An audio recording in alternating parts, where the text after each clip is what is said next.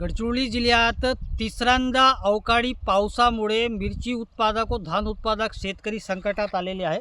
आपण दृश्यामध्ये बघू शकतो कशा प्रकारे हे मिरची जी आहे ते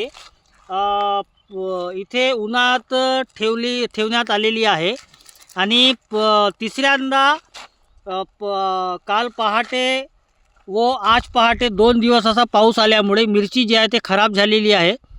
25 ते 30 हजार रुपये दर जे आहे ते मिरचीचा आहे आणि अनेक मिरची हातात आलेली उत्पादन जे आहे ते खराब झालेलं आहे आणि दृश्यामध्ये बघू शकतो कशा प्रकारे हे जे खराब झालेली मिरची आहे आणि मिरची खराब झाल्यामुळे याचा नुकसान जे आहे ते शेतकऱ्यांना सहन करावा लागत आहे।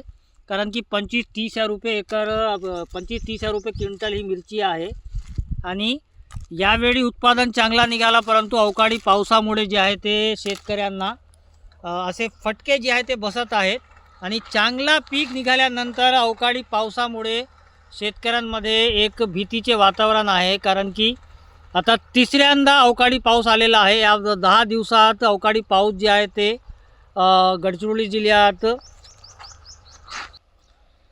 शेतकऱ्यांच्या मनात एक मोठी भीती आहे। पीक चांगल्या निघाल्यानंतर शेतकरी जे आहेत ते शेतात ताडपत्र्या जे आहेत ते तयार ठेवलेले आहेत की केव्हा अवकाळी पाऊस येणार, केव्हा या शेतकऱ्यांचे नुकसान होणार, अशी एक भीती या शेतकऱ्यांच्या मनात आहे।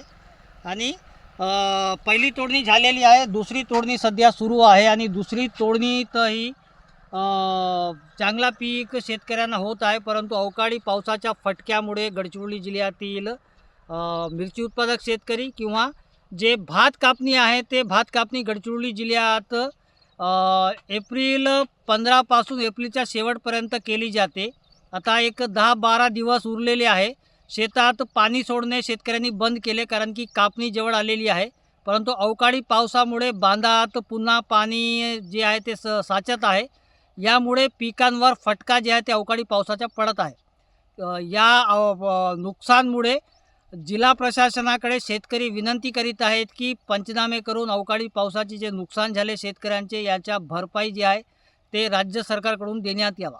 कॅमेरामॅन सोहेल पठाण सोबत मेमडी इरफान, TV9 गडचिरोली।